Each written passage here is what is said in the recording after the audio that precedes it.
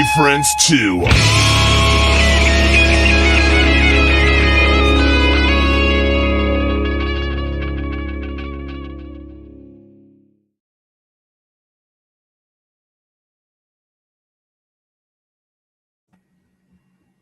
All right, how's it going, guys? Pretty good on my end.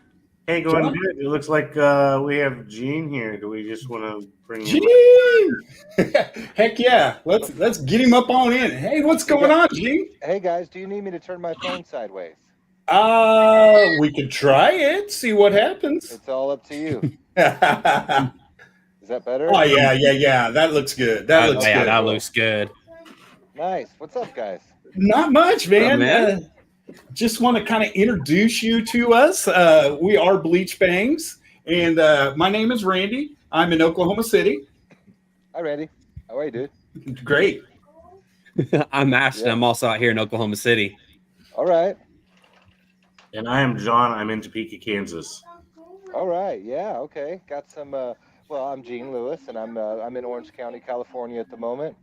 But yeah, I'm originally from Missouri, so I get down with some of where you're at. Yeah. Hell yeah. Hell yeah. I saw that and I was like, he's going to know what we're talking about. Yeah. I feel the pain. I mean, I hear Yeah. So do we. So what's the What do you guys- temperature like in California right now? I was just about to ask you guys. Yeah, we're doing all right. We got a little bit of what they call a heat wave out here. I mean, I've been out here 20 years now, or Right. 25, I guess. And so I definitely have lost that thing of being able to handle stuff. You know, like when you're raised in that kind of weather, you go out and you skateboard or whatever back in the day, and you're out all day. It's below zero, or it's like with humidity, like 115, and you're just down in Mountain Dew and going for it. You know? Fuck yeah. But yeah, it's pretty brutal right now. I think we're gonna. Yeah, it sucks. Yeah, it's not so much if one day crested above 100, okay, tomorrow's going to be better.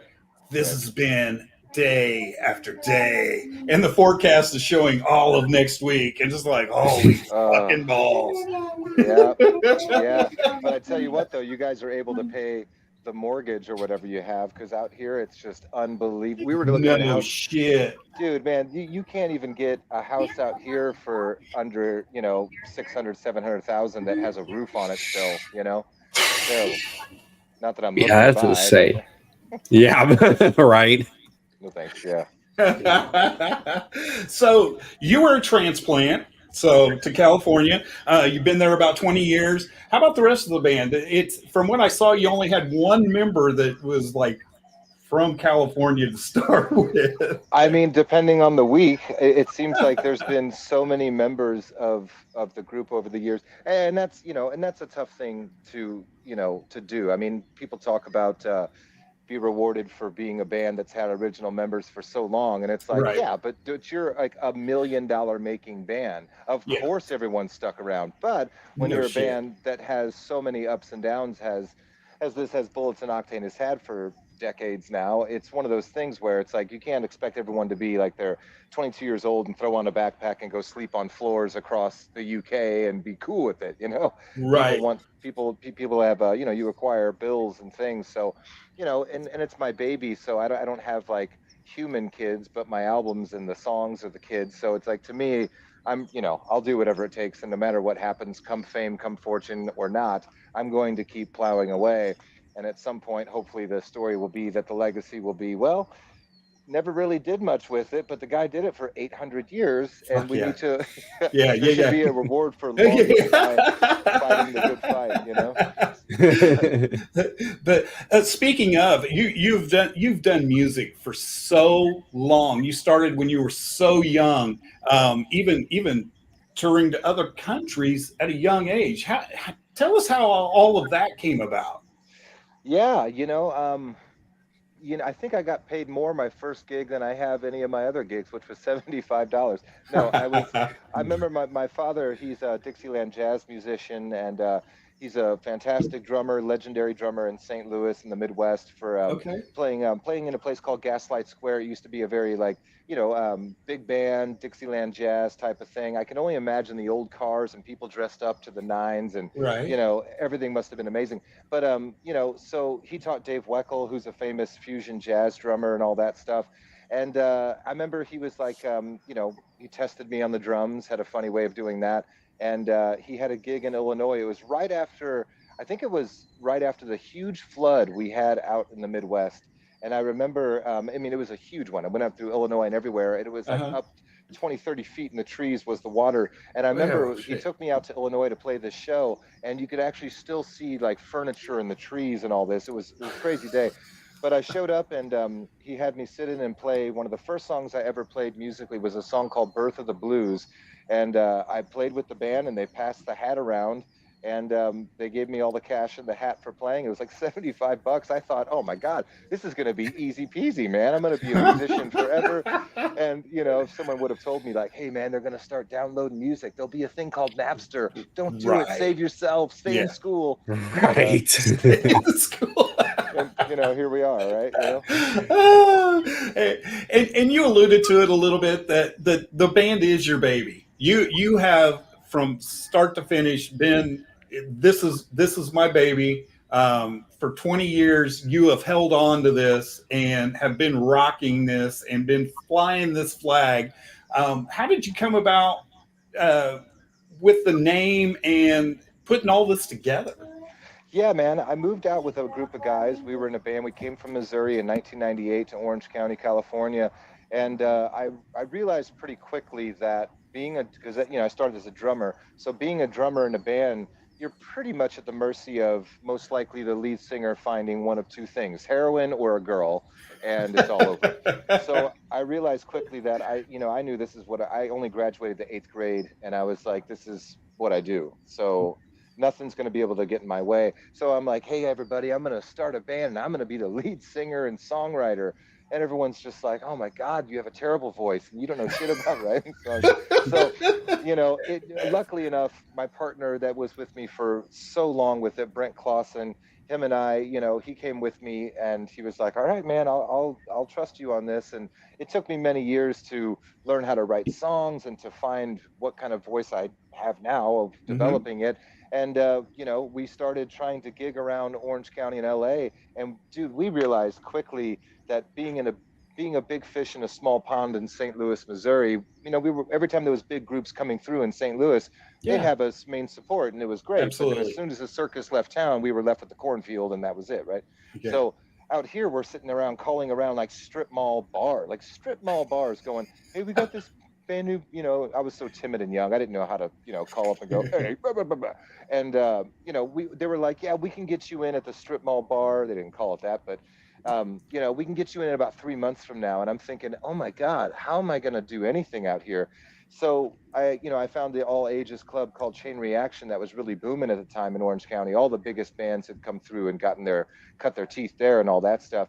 And they were like, man, you guys ain't going to play here. You don't even have a fan base. In order to have a fan base, you have to play here. But the catch 22 double-edged sword is that you can only get a fan base by playing here. So we started doing this thing where we would start spray painting our band name everywhere. And I mean everywhere. I'm talking on Capitol Records in Los Angeles all the way to Dexter Holland from The Offspring's driveway. And Holy shit. dude, yeah, it got me in a lot of hot water, dude. There was a lot of red tape for years of like, Bad press it is good press. It it's doesn't matter.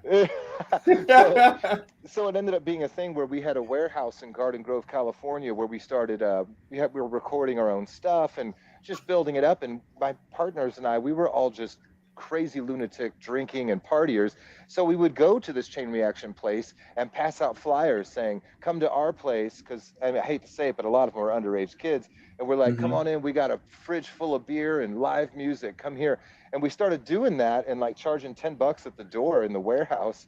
And they caught on to it at the club, the Chain Reaction Club. And they're like, "Listen, you're never going to play here if you keep trying to take our fans to your warehouse party." So I was kind of catching my lingo. And I'm like, all right, well, how about I stop doing that and you start having my band play here? And that Uh-huh. was literally the beginning of how it started to catch fire. And we were really good at what we did, just being charismatic and dressing crazy and all that. So it really caught on, and before long, it didn't take long, but we had a lot of people showing up, and then all of a sudden the record label started calling. I remember I was working at Domino's Pizza at the time, and all of a sudden I'm folding boxes, and they're like, "Hey, Gene, you got a phone call? Well, who is it?" Nikki Sixx is on the phone, Are and you I'm like, fucking kidding?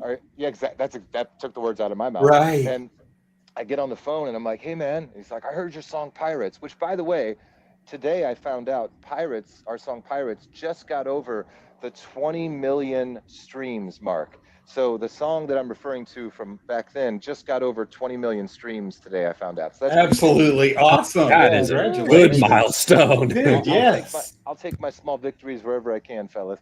Hell And yeah. so the word started getting around, and so like, you know, so and so Box and Bond from Octane Records was calling. All these different record labels, everyone was calling, and it really happened quick. This buzz was coming along. So we signed to RCA Records and went on tour with like Avenged Sevenfold and Korn and Stone Sour, you name it.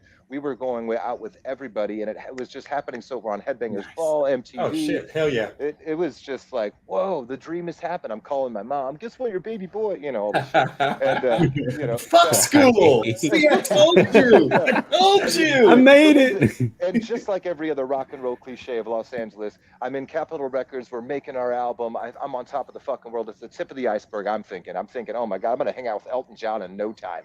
And which was kind of cool because as we're recording the album, in comes Paul McCartney, and I'm like, you gotta be kidding. And he looks at me and he makes a joke. He goes, "Hey, mate, you should get a tattoo." I can't do the accent, but you get the idea.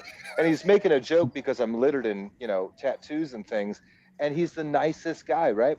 And to tell you how quickly of the rock and roll cliche it was, literally, it felt like months, but it was probably a few years. I was back working at a restaurant, delivering food in Los Angeles, and I remember I had to deliver chicken to Capitol Records, and I show up and I look up at the big round building, and I'm like, man, I was just here like 5 seconds ago, it felt like, starting my life, starting my dream. It was fucking happening. And I walk in, everyone still remembered me, the security guards, everything. And I'm surrounded by all the gold albums on the wall in the lobby waiting room. And they're like, "Oh, how's your band?" And I'm like, "Well, your total is $17.50. Would you like ketchup with that?" That's how my band's doing. But I'm not bitter. Hey, man. That's the stuff that gives you. I know you guys have a million questions, and I'm just going for it. I love the conversation, man. I'm just telling you, man. It's all these things, and there's just stories beyond stories beyond stories, just stacked upon each other throughout the years of trying and clawing away some more, making more albums, working with this producer, that producer, and still just. The world was ever changing ever since like the 2000s. I felt like the music, but every time you like learned the new thing that was supposed to be the next thing, there was something else I have to do. Yeah. Now you're your own A&R guy, your own booking agent, your own record label, your own lawyer, good God. And, you're doing it all, and you're trying to find a way to wear all these hats and somehow still do the part that's, the creating of the song and doing all this stuff. It's really interesting, like what you have to kind of go through. And where we're at now, guys. You interview people and you're in the business all the time. Yeah. It's I see these record labels that I really looked up to. I'm not going to drop names, but ones that were credible labels who are going online and signing girls who have tape on their nipples who know nothing about music, and they're just saying, well, they have 1.4 million followers, and that means like they're going to buy all their shit. Let's sign them. We'll put them in the studio with a Pro Tools session for a half an hour, get them a hit, and that's the music business. Yeah, exactly. I actually heard Paris Hilton on a commercial on, I think it was on Spotify. Hey, check out my new album on this and this and this, and backed by 1111 Records. And I'm like, I see what they're doing right there. They saw Paris Hilton and they're just like, oh, I'm going to throw some fucking cash at this one. Yeah, dude. There's no way it's not going to make it because look at her following. Yeah. That's exactly right. And I'm glad you mentioned Paris Hilton, because that's always my best example is I use Paris Hilton, the Hilton sisters, that whole thing. It was the first thing that we knew like, worldwide, like, household name wise, as being famous for absolutely fucking nothing. Right. And then after that, let's cruise straight into the Kardashians and onward and upward we go, guys. And it's like, you literally have to not know how to play. And then also you strap on top of that we have auto-tune, elastic for drums and all those different things, Right. to where you don't have to fucking know what you're doing. So all the years I spent learning all the instruments, because on most of the Bullets albums, I played 90% of everything and wrote most of all the stuff too, depending on the album, depending on the era. But it's like all those things don't really have value. I hope that you guys would agree. Yeah, they do. I think, I agree as well. I do think that things always do, as we know. Like, for my best example, I guess the one I could say at the moment is like hair metal stuff. Everything has to run to its full gambit, where the hair got bigger, the leather got tighter, and the kids were just like, yeah, we're kind of over this isn't really. And so then all of a sudden, what's the complete opposite? Nirvana, right? Like something real and pure and all that stuff on a commercial level, right? And then I remember even like at that same Chain Reaction place around 2015, I was talking to the sound guy who worked there forever. We're outside. There's a band in there just Cookie Monstering it up, as loud and as fast and as heavy as you can be, or tuned down as low as you can go.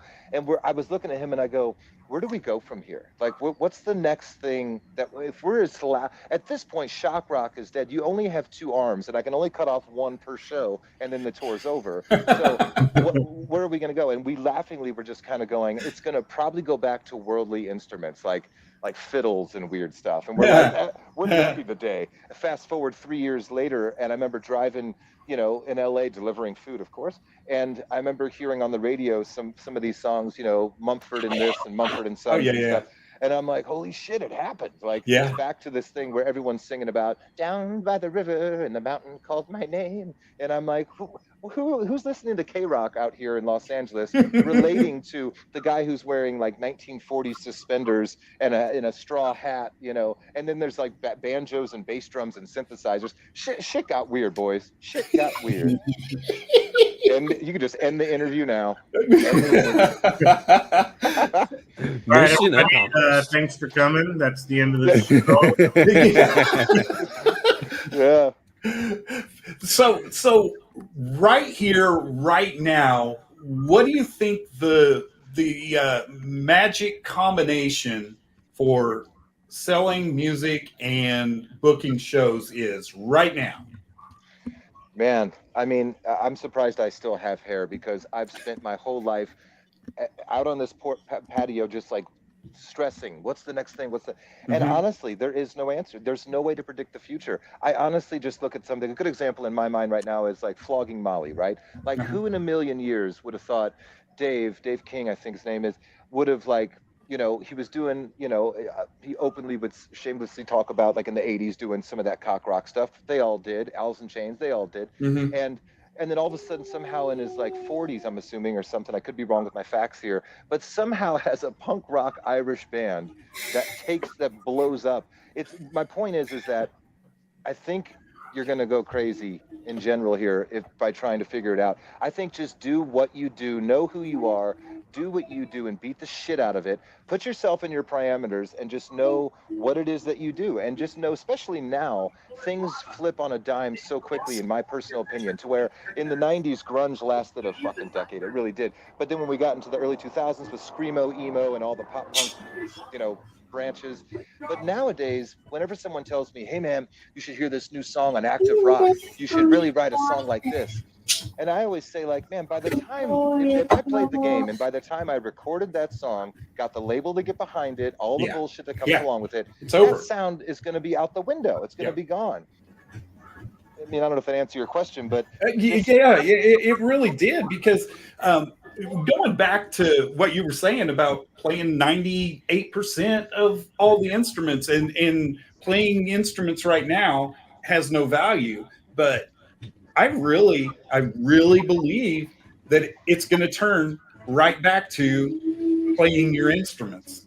I mean, they are going to play this digital, recorded synthesizer thing out, and I'm hoping that the next turn is real musicians. I mean, I don't want to say they're not real musicians, but a lot of them just have, if you can get a YouTube channel and a good following, you're in. Well, a lot of music nowadays is how good you are at working a computer and how good you are at editing. Like, yeah, you might be good at like playing instruments, but You'll never You're pull that good off with the live. mouse and keyboard. Yeah. Yeah, dude, you are absolutely right. Well, and first thing I want to address something. I don't know if we're being haunted by a ghost or someone has a baby, but there's some interesting sounds going on. I hear, "Ooh," and I'm like, oh, cool. It's like It's my probably paranormal. definitely my background.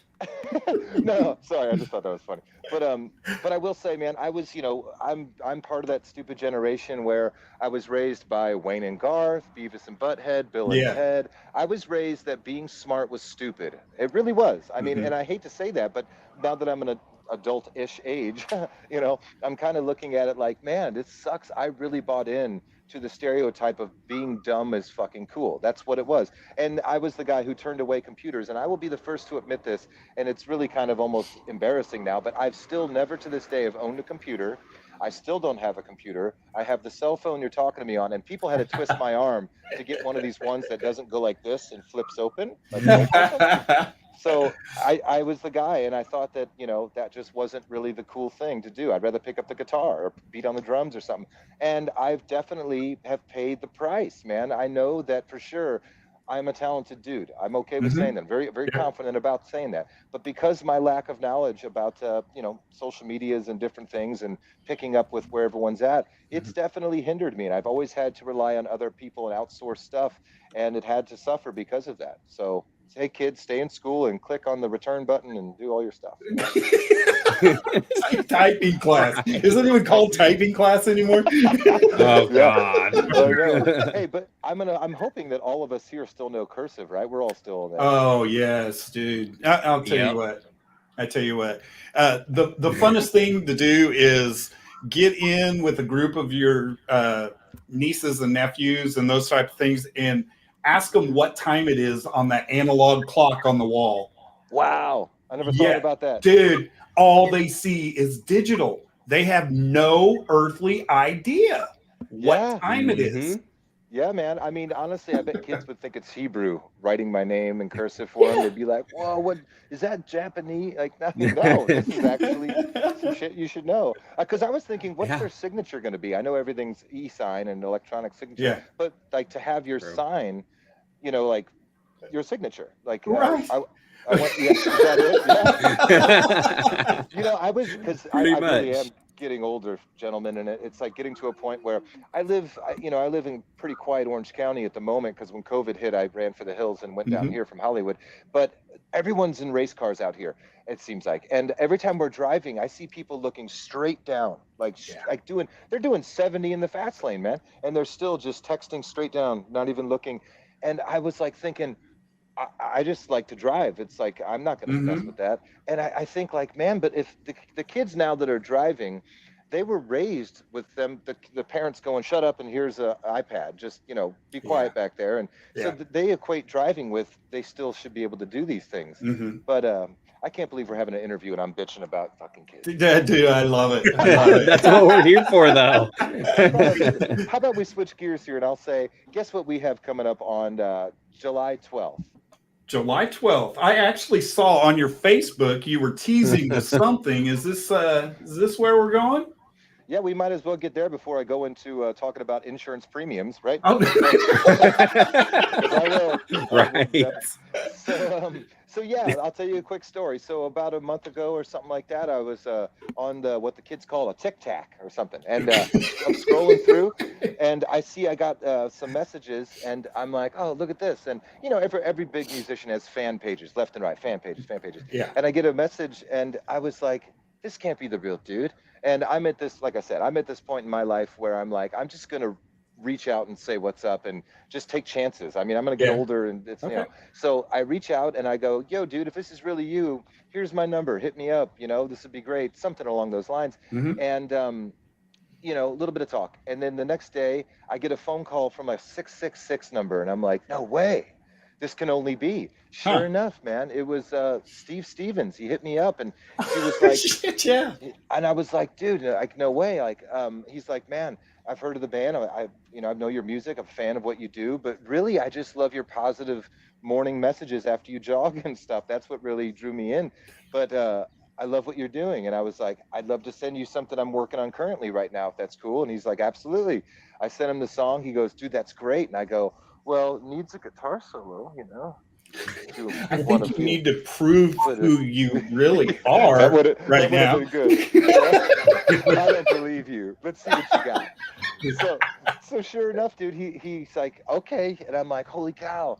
So, but still, yeah, hesitant. I was a little hesitant, and he sent it back within hours, guys, which that was surprising too. Wow. But also led to me being skeptical, right? Yeah. So I heard it, and I'm like, holy shit, it's him. And I was like, man, that solo is amazing. You wouldn't. I'm like, I'm just gonna go for the jugular, man. I'm like, you wouldn't want to be in the music video, would you? And he's like, well, if I'm gonna be in the music video, I might as well play on the whole song. And I'm like, this is just candy from the baby. This is amazing. So, dude, first off, sweetest, nicest, most humble rock star legend that I've ever met, and I've met a bunch of them and everything. And this guy is just like the kindest, coolest guy, and he's so attentive and very, very sweet. And he flew down. He lives in Vegas. Flew down just to be in the video, and showed up. He was ready to go. We shot it in like an hour and a half, and we text back and forth like every day, man. And he's just the coolest dude. And he invited us the other day, 12 minutes away from my place. Him and Billy Idol happened to be playing in a backyard party for like some rich people, and he invited me and my songwriting and producer partner Clay Davies, who's he pretty much he produced and worked on the track and co-wrote the track, and I brought my girl down, and we hung out in the backyard with Matt Sorum, Billy Idol, and Steve Stevens and Macy Gray, and it was just like, what is going on? This happened from like checking messages on a Tic Tac, and the coolest thing. I mean, so I just feel so blessed and honored that because we all grew up with watching Dirty Diana, Michael Jackson. Oh yeah, that's him. Yeah. He's the man. Yeah, and Rebel Yell, all that stuff on Headbangers Ball in the 80s and 90s, and so really honestly, like kind of really blew some like breath of fresh air into our sails of relaunching and revamping and branding the band again this time around. And what better way to do it than with such a great guy like Steve Stevens? So on July 12th, the single comes out. No One Gets Out Alive is the name of the song by Bullets and Octane, featuring Steve Stevens, and I'm so excited and proud of it, guys. Dude, that is so good. I think that's awesome. The closest we've ever got to an exclusive. There it is. Hey, and with that said, Randy, I think before we do run ourselves through time, we need to get a little sound clip. Okay. So I'm sure you have. Show off who we're talking to. Yeah. We're going to do a little bit of Vampires. Just a short little clip, but don't want anybody flagging us on YouTube and Facebook. But here we go. The man. I was born. Meet me in the shadows, let the sinning begin. We're living just like vampires. When the creatures in the night. Night or day don't matter now. The future's on fire. We're burning here in paradise. A full horizon high. Without a warning, there's no love. 'Cause I want your fucking blood. Yes. Woo, man. I love that. My throat hurts. My throat hurts just hearing it. Right. That's why I had to have that in part. I was just like, yeah. That's good. Man, I do. I just talk, wear it all on my sleeve and just speak my mind. But every time I hear stuff like that, I'm just like, how on earth am I going to play that every night on the road? Right. Holy a lot of water. Yeah. A lot of water, dude. I'm going to ask you the most difficult question probably that you hear tonight, because it is based off of technology. Where is the best place for fans and people that might be watching this to go find you and your stuff? Yeah, great question. Everybody, if you want to talk to me, go to Instagram, Bullets and Octane Official. Hit me up. I love chatting, as you can see. So hit me up, Bullets and Octane Official on Instagram. Also, go check out, we have a slew of music videos. We put out like 12 videos this year. So go to Bullets and Octane Official for the YouTube channel. That's me. Hit me up, talk to me, listen to some stuff, talk about insurance premiums, whatever you want to talk about. I'm there to fulfill your ranting and your raving. Let's do it. That's really cool. Hey, Ashton, do you have the website? Maybe. Maybe I do. Maybe I don't. Well, looky there. I'm always ready. Come on now. That's what he do. That's what he do. And Yeah. while you guys are out there on YouTube, hit that subscribe button, like the stuff. It boosts their numbers. It helps them out in the long run. Make sure you It's do that. huge. And also Even if do he that doesn't on know our what it page. does, it helps him. Go to our page too and do the same thing. All right, That's thanks. right. Yeah, go to all our pages. Right. Go to everything. Yeah, Bullets and Yeah, Octane. it's Yeah, a but your cool little best bet- website too. Yeah, heck yeah. I barely mess with that. I tell you, man, the best bet, everybody, hit me up on the good old Bullets and Octane official Instagram. That's where I always go to. There you go. Is it going to Yeah. take you there? Is it going to take you there? Is I it? got don't know. to I got to change okay. over. I got to change I over. would- Hang on, it's gonna be worth it. I got to It's going change to be over. worth it. Hey. Bam. There it is. I got to change over. Yeah, Boom. look at it. All this technology.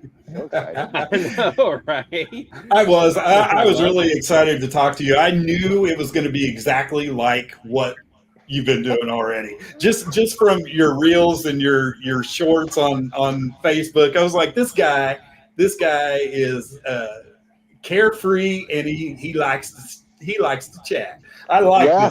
this guy. I was actually thinking, man, like I've been getting a lot of people telling me, like close friends and people that know that the music industry and stuff is a struggle and they care. And they're Mhm. like, man, you should really do some like a rock and roll kind of Anthony Bourdain thing, man. And this is what I do between songs, so much so to where the band goes, hey, we've been up here 30 minutes. You want to play a second song? You know, I just love connecting and talking, man. I get out there, I hug people in the crowd, and you know, that's what it's all about, man. Music's just kind of the vehicle for connecting for me at this point, you know. So I love it. I'm looking forward to it. Getting out there. I absolutely love that. But that was actually one of the questions that I had. What can people expect from a Bullets and Octane show? Man, you know, none of it's really scripted. None of it's we write this, the songs are written down, and it's always a little something different depending. I like to do something, actually very selfish reason. I like to go out and talk to everybody before the show. I go out to the crowd, I go out in the line out front if there is one, and I meet people, I hang out, we play songs, I'll bring my acoustic out, and it breaks the ice personally for Nice. me. It's a selfish thing kind of, but it also warms up my voice because I'm like yelling, hey, everybody, how the fuck you doing? So I get to warm up my voice, I get to meet people, and as soon as like you hit, because you know, like I said, not a household name, Bullets and Octane. So a lot of times you still get the arms crossed, got to Mhm. prove yourself thing, and it's like, oh, Mhm. here we go again. So I like to get that shit over with before we even hit the stage. And as soon as we get out there, I'll know their names and start calling people out and being like, hey, there he is. That's the tow truck driver. If anyone has to drink tonight, this is the guy. You know, and I always look at it like, dude, I don't have the best voice in the world, and I openly admit that. I don't give a shit. And it's like, but I love the David Lee Roth approach to it, man. Just get out there, make people smile. The whole thing is freedom and to make people forget about their stupid day job they're going to in the morning, man. Just let them, and I'll see it. And if there's a vibe to it, there truly is, not to get all hippy-dippity on this stuff, but there truly does become a transformational thing that happens when the time is right. Not every show, but a lot of shows. And there's this thing feeding back and forth, and I get crazier, they get crazier. I go out there, we Yeah. get the pit going. I make you sing, even if you don't know the words. You're singing something in my microphone. I tell you what. So it's a good old time, man. You know, and that's what keeps it fresh. I absolutely love that approach. I mean, that way, I bet it takes a lot of the jitters away because you've already met them. I Yeah. mean, so the introduction's already been done. So Yeah. once you get up there to actually perform, it's like, I'm just doing it with my friends right here. Yeah, you nailed it. That's exactly it. That's man. really cool. Yeah, That's I a love great that. approach. Yeah. It works. Well, thank you so much, Gene. Is there anything else that you'd like to get out there? Do you have any tour dates? Any place that folks around California can come and see you real soon? Right now, we're in the studio finishing up this album, taking our time with it and everything. We're probably going to be releasing some demos that happened during COVID to kind of keep wet the whistle and keep it going. So Mhm. right now, just be on the lookout for more music videos, more brand new singles about every 5 to 6 weeks. And we're basically pushing everything towards the end of the year and exploding in 2025. So get ready for it. The next video comes out, next single with Steve Stevens, July 12th. No One Gets Out Alive by Bullets and Octane. Check us out, Bullets and Octane Instagram, Bullets and Octane Official. I love you guys. Thank you so much for having me. You guys are awesome. Thank you so much. you. You have a great evening. Thank you Thank guys. you, Be man. safe. Have a good one, man. So man. cool. How do I turn? Oh, that was fun. That was fun. That was awesome. I love people that talk, and it's just like, yes, I love the stories. I love the conversation part of it. If we don't get to one single fucking question, it's great. It's great. Yeah, So, it's still worth it. We I still think get a he's- lot of valuable everything. And I did just go follow him on Instagram as well, so you guys do the same. I think he's struggling Good. down there getting turned off.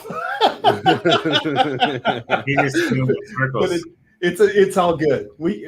Gene, we can't see you. You're fine.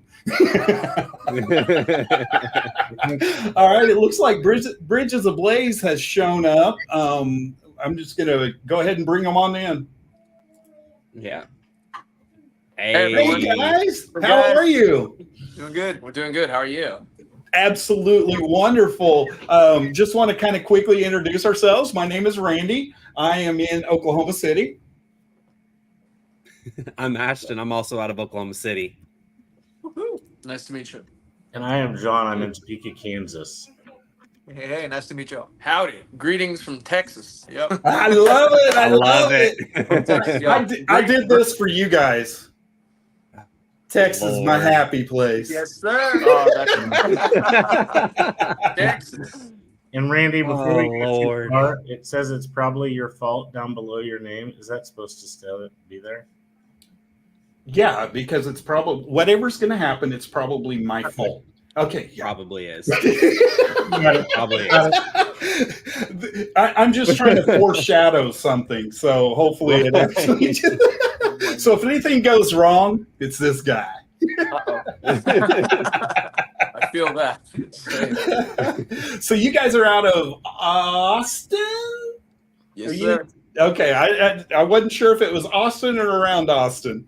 No, you got her on the money. Yeah. Awesome. So what's the music scene like in Austin?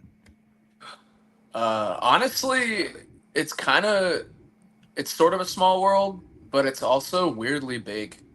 It's really hard to explain. Like everybody somehow knows everybody, but there's always like 10 more people that you somehow don't know somehow. I don't know.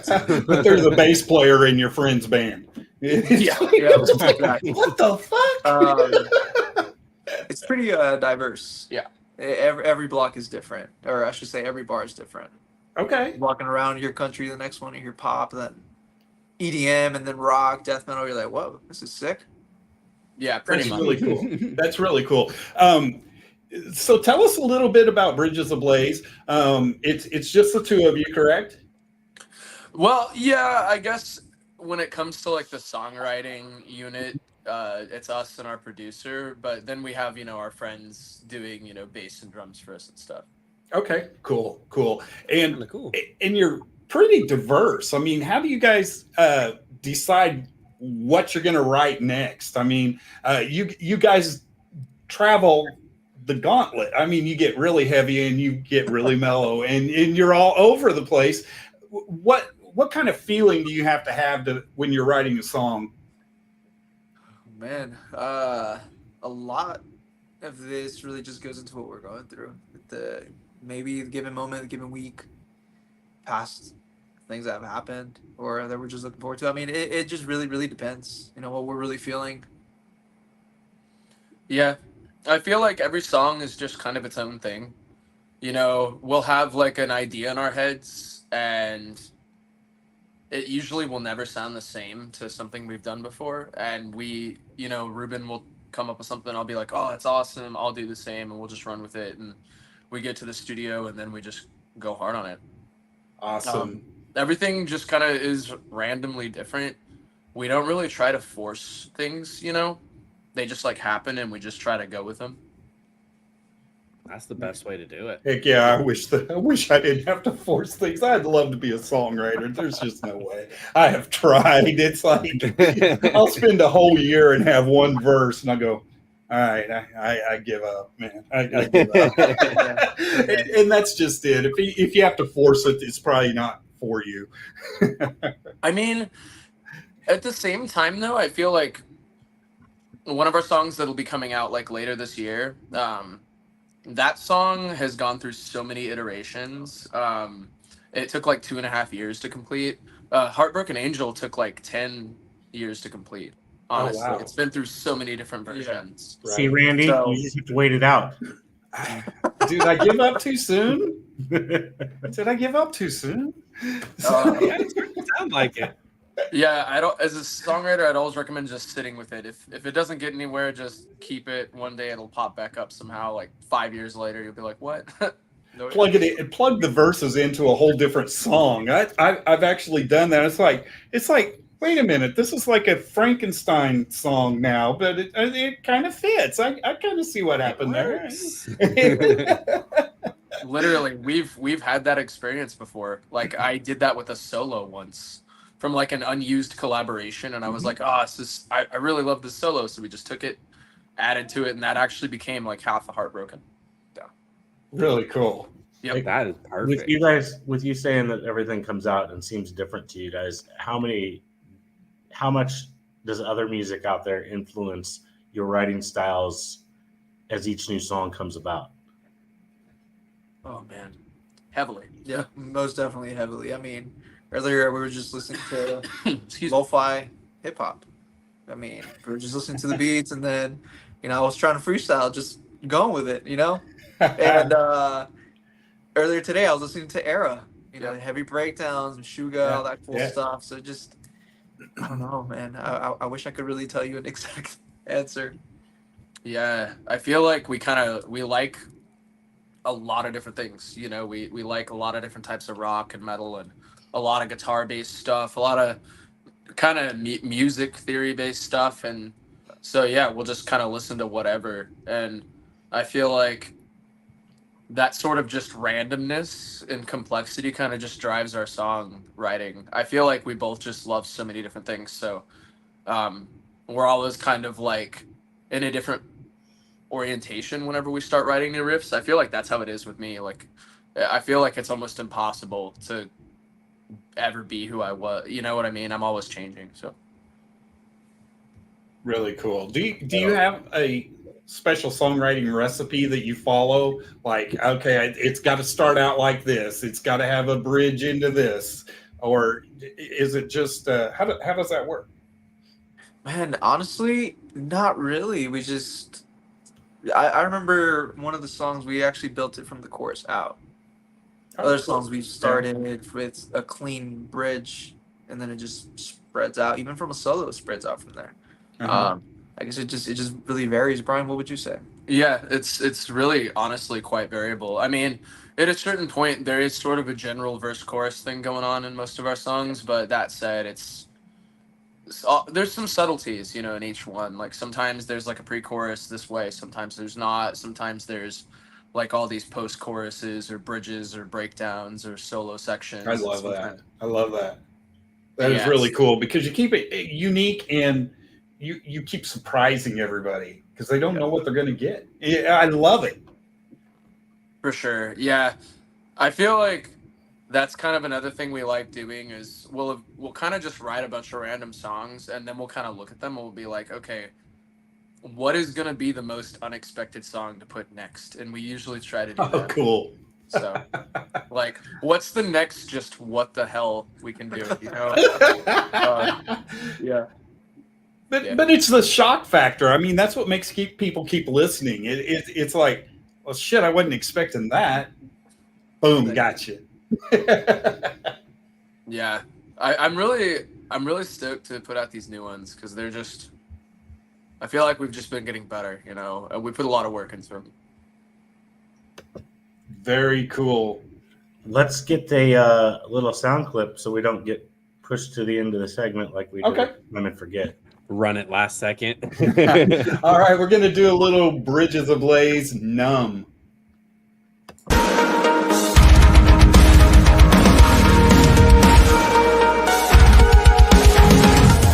This feeling, it's so dark, it's cold, shattered silence. Keep taking within me, so breathless, suffocating.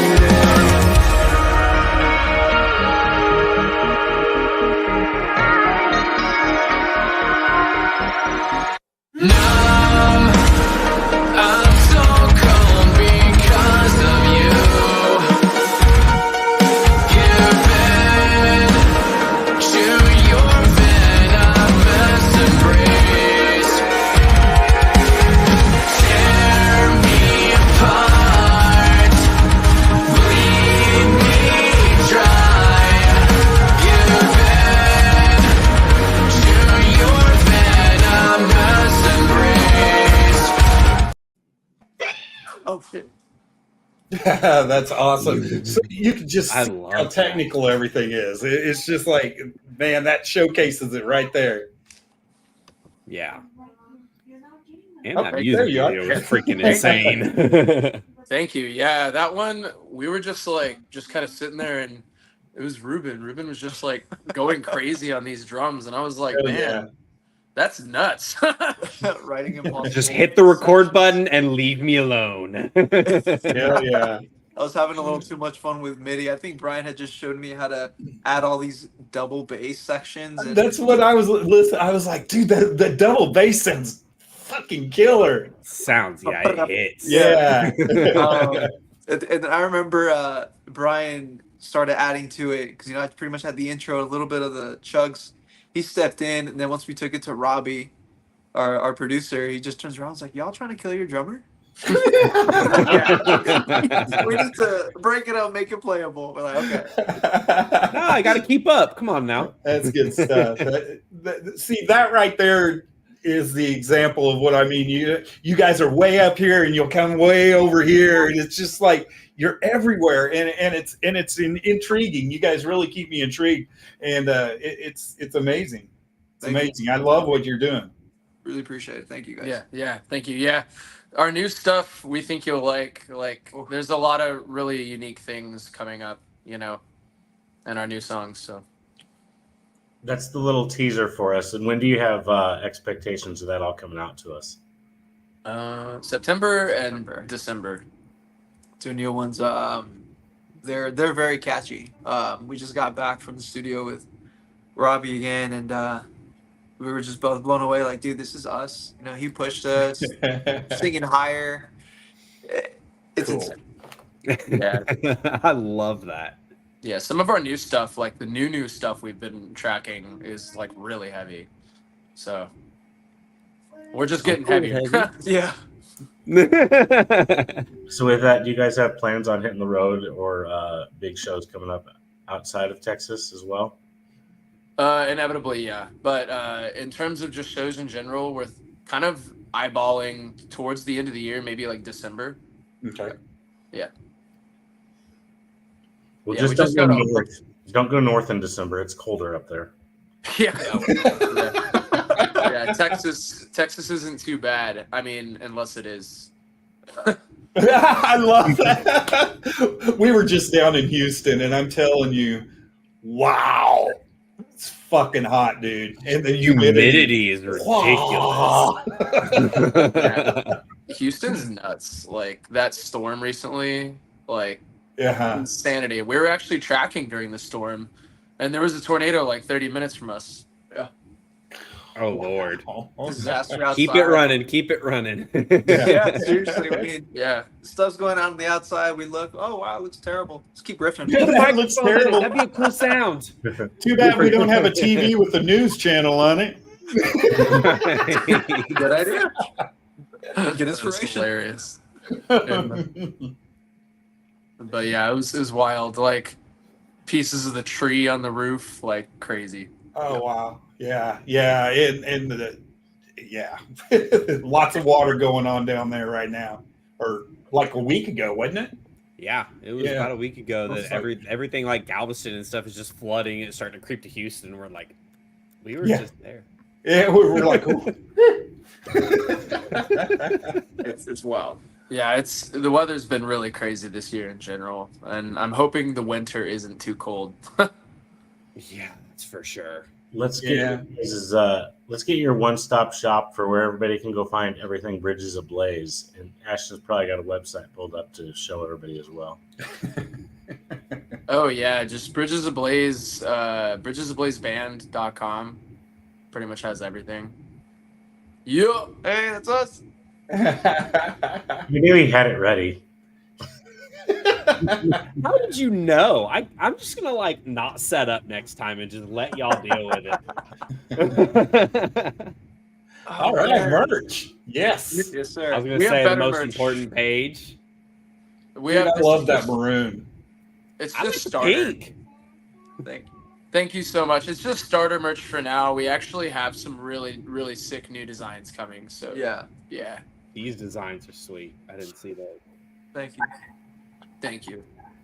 Who Dude, just- we should definitely do a giveaway with these guys. Yeah, giveaway's a great idea, dude. Honestly. I'm here for it. Yeah, absolutely. Anything you guys want to do, we'll help you. Anytime you guys have anything that you want to announce, just remember you're part of the family now. And just anytime you have something, just message one of us. Hit us up on Facebook. Talk to your publicist and say, hey, how do I get a hold of them? Whatever. We would love to have you on. Anything that you guys have going on, whether you have different tour dates, new video coming up, or just new merch. Hell yeah. Rock and roll. Yeah, we'll let you know. Thank you so much, honestly. And have you guys heard the new song Apocalypse? I have not. Oh, I y'all have should not check it either. out. It's everywhere. So The music video was a ton of fun. Zombies. If it's out there, we can get a little preview going. Yeah. Just give me a minute. Wasn't I can so get ready some now, Ashton. Yeah, Were you? yeah, I got it. down. Well, when things come out of the blue. And so you guys had the video Numb playing earlier. So at the very end, we disintegrate, right? yeah. Uh-huh. This one is somewhat a continuation. We actually, come back Nice. in a Cool. different Cool. verse. Cool. You've got like storyline videos. I love it. Uh-huh. Perhaps, yeah. I mean, I didn't say. No. No? What? Yes? All right. I told you I'm good at my job. Come on now. Oh, well, where's it at? Where's it at? Okay. This fire's all consuming, I love the gun. destruction all around me. Lay me down to sleep forever. It's lurking deep within me, a certain desolation. Nothing left but falling ashes.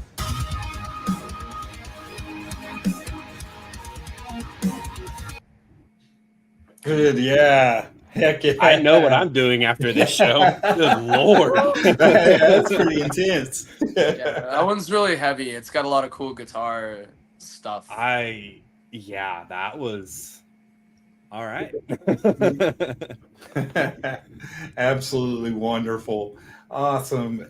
Well, thank you guys for joining us. And like I said, you're part of the family. Just hit us up with anything that you guys have going on. And we'll love to share it on our Facebook, our Instagram. We've got Twitter. We've got TikTok. We'll put you right back on. I mean, just let us know. Yes, sir. Yes, sir. Thank you so much. We think you'll like this next video. We just got done figuring out a concept with our team, essentially our videography team, and Okay. concept design. And the design we're coming up with is freaking nuts. Like, it's freaking insane. I'm excited for it now. Yeah. If it's anything like those last two, I'm ready. I see John going, exclusive? What is it? Yeah, it's the same team. Dude, I'm getting goosebumps. Yeah. I love It's the it. same. It's the same team. It's a husband and wife duo. It's the Conscien family. They're so freaking good. Oh my god. So, Really? They're talented. That is. Oh for yeah, sure. those are good looking videos. They really are. That's what I was gonna say. He's like, dude, that video. You guys, I'm pretty impressed with us because this is our first time on this new platform we're using tonight, and it seems like everything was pretty smooth. Like we had good transition stuff, but I'm really disappointed because it's our first show on this new platform, and nobody mentioned Kiss. Hey! God. We could have left it out for one show. Or you could have let them organically say, I I just had to make sure you got used on the that it was going to happen.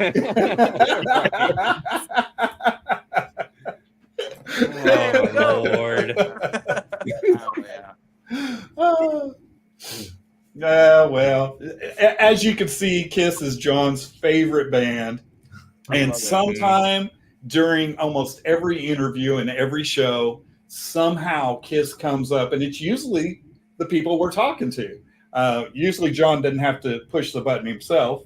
I mean, I will congratulate him. I think that's only the second time he's ever brute forced it in a show.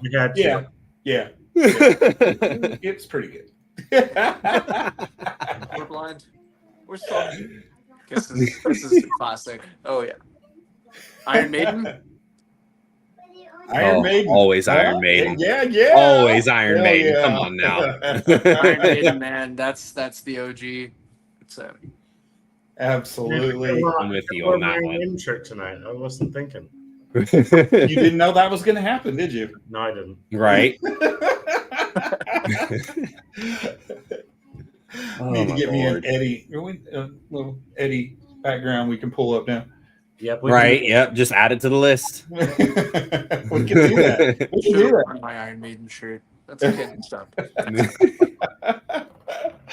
Oh, well, thank you guys so much. And it's been an absolute pleasure. And be careful out there in Texas. Dude, it's been wild.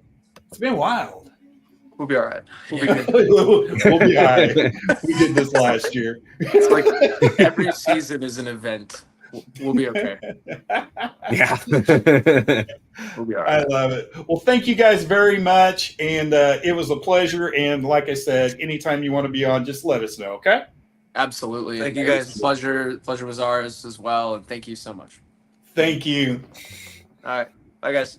Bye. Later, guys. Take care. You guys, that was a lot of fun. That was a lot of fun. Everything seems to have worked well, other than me not finding my password to Facebook because I tried and it told me that was an old password you changed 3 months ago, and I was like, oh, at least I had it right from what it was. It's like, can I change it back? Because that's the one that I remember. I know. Yeah, right. Can we just like go back? So you know it's me because that was my password. Can we just? Yeah, exactly. Right. So I do want to kind of touch base on a couple of things. Got to go see Sebastian Bach at the Diamond Ballroom, and it was absolutely amazing. I've seen Sebastian with Skid Row and by himself and all kinds of things throughout the years, but I honestly really thought this was one of his better shows. And it was, you could tell everything was, it was live, just like he's very set on that as being a live vocalist. And there was some things, that wasn't beautiful, which is great. I love to see the things that aren't just fucking beautiful. And, he did really good, and I'm not gonna lie. I was kind of waiting for Lizzie Hale to walk out when the lights went up, but she didn't. But I was okay with Sebastian because that's who we went to go see, and it was really good. He played some of his new stuff. He played some stuff from Slave to the Grind, and he played some stuff from Skid Row, which was absolutely amazing. So I just wanted to throw that out there, that if you get a chance to go see Sebastian, he's still got it. Did you happen to run into any of our friends at that show? I ran into Zane. Zane was there. Zane came up to me. He was like, "Son of a bitch, how did I not know he could sing like that?" And I'm like, "Dude," he goes, "This shit's fucking amazing." And then in true Zane fashion, he finished that conversation and he just took off. I don't think I saw him again. Yeah. So, Zane was there, and Jeff was there. Talked to Jeff a little bit. Trying to think of who you guys might know, or you might know John. That was pretty much all of them that I saw there. I only asked that because I know that Sniper from the Midnight Devils was at that. Oh, yeah. I talked to Sniper. There it is. Dude, I am so sorry. I don't think he knew who we were, or he didn't know who I was. So his fiance Mary photographs as well, and she brought him over. Hey, Christy, here's Sniper, and we're like, dude, what's up? And I had no idea he was there, and he kind of looks at us like, I should know you, but the name is not there. So yes, I actually did talk to him and did see him. Right on. That's awesome. Hey, Ashton, would you? Okay. I was about to take that one over. All right. So those people that don't know are best friends, a little closer than that, but over at the Transylvanian Symphony Foundation, just got a whole bunch of new shirts designed. Whole bunch. Hey, can you click on that? Which is Bigger? possibly. Not really. It took me to another page, but it didn't really make it much bigger. But Right, worth a shot. I mean, Second. yeah, it was worth the shot. But a whole bunch of sick designs, and the whole point obviously is Halloween themed. So every single shirt is Halloween themed. The Wolfman was their start. Whole bunch of stuff. I'm not going to go through all that like crazy because I wanted to show that part first. Because if you come and see till July 4th, so that's coming up very, very, very soon, they're giving away 2 GA tickets to Rocklahoma. So every single dollar that you spend, every dollar gets you entered. So anything on their store at all. And the biggest thing about them is they gift music. Everything that they do, they are gifting music to people who can't get it otherwise. People who are less fortunate in less fortunate areas, hard to reach areas, things like that. That's what they do. As you guys can see, they're going everywhere, absolutely everywhere with music. And every single dollar that you guys spend on the TSF website not only gets you to win those Rocklahoma tickets, but it helps them for their cause. It helps push them to bring music to everyone. And it doesn't even you don't have to go and pay them a whole bunch of money. If you guys have some dust collectors sitting in your house, keyboards, violins, anything that can make sound, pretty much, they will take. They have a fantastic team behind them that refurbishes, repairs, cleans everything with instruments. All of the guys running it are musicians, so they even give them little stress tests. Make sure that they are top of the line, ready to go. So donations of any kind helps them and just gets music out to everyone, because I mean, music is everywhere in your life. It's movies, TV shows, you're in your car, everything. If you listen, there's music, restaurants, everything has music. And this is helping some people strive through music and heal through music in places that normally wouldn't. So on top of their new shirts and all that. Yes. And they also, I don't know if you can read that, but I think they've got another little contest type thing going on there. If you can guess what musician has partnered with Transylvania. Yep. TSF actually managed to get a pretty cool partner. Yeah. And so take your guesses. Take your guesses, and I believe that's part of the thing too. If you guess correctly, you're going to be entered in for the Rocklahoma tickets as well. So it's really cool. Just throw it out there. Share. You miss every shot you don't take. Exactly. Just send it. It's free. It's free 99 to post a freaking comment or two. You say it's free 99? Yeah. It's free 99. Oh my gosh. Oh my gosh. All right. The bad jokes. You know you love it. Oh goodness. Well, thank you guys. That was an absolutely fun show.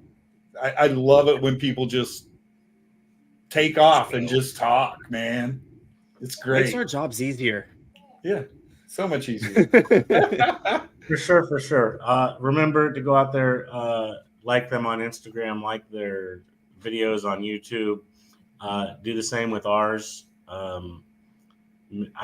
Maybe you'll see more updates of when we go live. I don't know how that works. Absolutely. That makes sense, right? Yeah, just do that. Yeah, Just you'll get an alert. Subscribe, do that thing.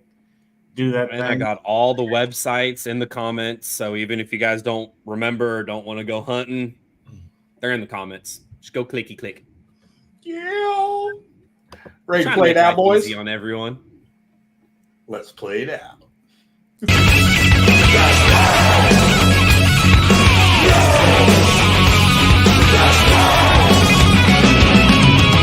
bang your ugly friends too.